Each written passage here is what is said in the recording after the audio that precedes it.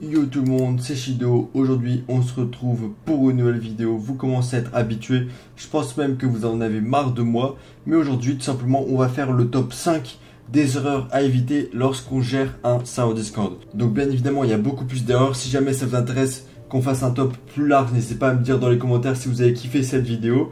Et on commence tout de suite avec la première erreur. Donc, la première erreur, ça va être de mal configurer les permissions, même si ça s'est fortement amélioré avec l'évolution de Discord. Mais en gros, si votre rôle membre, vous le configurez mal ou vous donnez trop de permissions, comme par exemple mentionner tout le monde, gérer les messages, etc. à tout le monde, et bien votre serveur, ça va devenir la ferme en très peu de temps. Il faut vraiment faire attention aux permissions que vous donnez. Discord vous permet de mieux gérer ça. En général, quand vous allez créer votre serveur et créer votre rôle, les permissions qui vont être cochées par défaut vont être assez limitées, mais il faut que vous vérifiez manuellement. Donc là on voit que le rôle membre, à moi, il peut pas faire grand chose quoi. Il peut voir les salons, il peut créer une invitation, il peut se connecter aux vocaux, parler. D'ailleurs, je vais vous préparer une vidéo où je détaille toutes les permissions une à une, parce que vous êtes beaucoup à m'avoir dit que c'est assez compliqué, qu'il y a tellement de trucs, et donc je prépare une vidéo où je vais tout détailler, les permissions pour les rôles, les permissions pour les salons. Et donc la première grave erreur, c'était de mal gérer les permissions sur le rôle membre et de donner trop de droits aux personnes qui n'en ont pas l'utilité et aux personnes qui pourraient faire du mal à votre serveur, donc c'est-à-dire le raid, ban des gens et bien plus encore. La deuxième erreur qui est vraiment très grosse, c'est d'avoir un serveur avec beaucoup trop de salons désorganisé. Donc je vais prendre l'exemple d'un serveur que j'ai visité sur les lives, parce que oui, le vendredi soir je fais des lives où je regarde les serveurs des gens, et donc ce serveur il m'a marqué parce que tout simplement, regardez à quoi il ressemble. Donc déjà on a la police d'écriture custom et on a une catégorie avec 15 salons. Toutes les catégories ont trop de salons, donc ça il ne faut surtout pas faire ça. Les gens ils vont se perdre, ils vont rien comprendre où faut aller. Encore là, j'avais même pas fait montrer tous les salons, mais regardez tout ce qu'il y a. C'est vraiment le bazar, et donc ça il faut éviter. Moi ce que je vous dis, c'est quand vous commencez avec votre serveur Discord, vous faites le strict minimum. Vous mettez les salons de base, et ensuite les gens ils vont vous suggérer des trucs. Ils vont vous dire ce qu'ils ont envie, mais vous pouvez pas commencer avec autant de salons et surtout aussi désorganisé que ça. Donc ça c'est vraiment une erreur à éviter, parce que sinon les gens quand ils vont rejoindre votre serveur, ils vont quitter, ça va pas être agréable pour eux et vous n'allez pas réussir à faire grandir votre serveur Discord.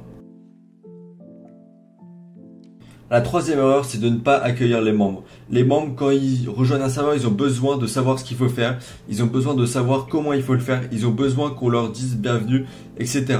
Faut pas qu'ils soient perdus, faut pas qu'ils soient ignorés, parce que si c'est le cas, on sait qu'ils vont quitter très rapidement. Donc Discord, avec le processus d'accueil qui est apparu il y a un an environ, bien vous pouvez maintenant faire un guide du serveur. Donc ça va permettre de guider les gens pour qu'ils sachent ce qu'il faut faire, pour qu'ils sachent comment le faire, et également tout simplement pour améliorer le taux de rétention et pour les rendre actifs. Donc là, vous voyez, moi je leur ai dit dis bonjour à la communauté. Donc dès qu'ils vont envoyer un message, ça va valider cette quête. Donc vraiment, il faut pas que les gens ils ne sachent pas quoi faire quand ils rejoignent le serveur. Il faut pas qu'ils soient perdus. Le but, c'est de leur dire bienvenue, c'est de les accueillir comme il faut. Et si c'est le cas, vous verrez qu'ils vont rester en moyenne bien plus longtemps et qu'ils vont être bien plus actifs. Et ça, c'est ultra bénéfique pour un serveur Discord. Quand les nouveaux ils sont actifs, et bien les autres ils vont leur répondre. Ça va encourager l'interaction. C'est vraiment super bénéfique. La quatrième recommandation que je peux vous faire, donc une erreur que vous faites beaucoup, c'est que vous écoutez pas vos membres. Donc moi sur mon serveur Discord, j'ai créé un salon de suggestions. Donc moi, en l'occurrence sur le projet, c'est majoritairement des suggestions liées à ma chaîne YouTube. Mais surtout, il faut avoir les retours des utilisateurs. Il faut savoir qu'est-ce que vous pouvez améliorer sur votre Discord. Donc quand quelqu'un rejoint, eh bien s'il trouve que c'est pas fluide justement, s'il trouve qu'il n'est pas bien accueilli, eh bien il va vous le remonter. Il faut vraiment écouter ce qu'ils vous disent. Il ne faut pas se fermer comme une huître. Il faut écouter, et après c'est comme ça que vous allez itérer, que vous allez améliorer votre serveur Discord. Donc moi je vous conseille à 100% de créer un salon forum suggestions, et dedans les gens ils vous vont aider. Vous voyez toutes ces suggestions que les gens m'ont fait, eh bien j'essaie d'en tenir compte au fur et à mesure, de créer des vidéos pour les aider. Et vous c'est la même chose avec votre serveur Discord. La dernière erreur que vous pouvez faire, c'est vraiment vous spammer trop les everyone. Il faut savoir que sur Discord, les gens, ils n'aiment pas trop être mentionnés. Donc si on est mentionné pour tout et pour rien dans le salon général, toutes les 2 heures, machin, bah ça va pas le faire. Les gens, ils ne vont pas aimer. Il faut vraiment limiter les annonces. En fait, il faut pas faire des annonces pour tout et n'importe quoi. Il faut faire des annonces pour les trucs importants. Si on regarde sur mon serveur Discord, la dernière annonce, c'était le 1er décembre. C'était un truc important parce que tout simplement, j'annonçais le lancement de mon calendrier de l'Avent. On voit qu'il n'y a pas tellement d'annonces sur mon serveur Discord. On peut vite remonter en haut. Là, on est déjà en 2023. Donc, c'est vraiment des annonces qui sont souvent importantes. Mais il faut vraiment pas spam. Il faut pas faire une annonce par jour pour dire tout et n'importe quoi. Il faut vraiment limiter les pings.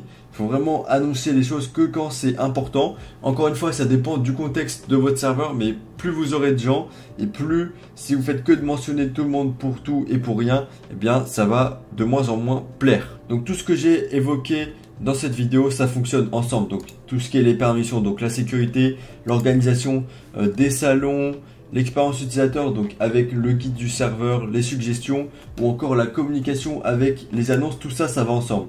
Donc, il faut éviter vraiment ces erreurs. J'ai été assez rapide parce que tout simplement, je n'ai évoqué que 5 points, mais il y a vraiment beaucoup d'autres points. Donc vraiment, si cette vidéo vous a plu, dites-moi dans les commentaires, likez la vidéo, abonnez-vous et je vous referai une vidéo vraiment détaillée où j'essaierai d'évoquer au maximum toutes les erreurs. Donc il doit y en avoir une vingtaine, même plus en fait.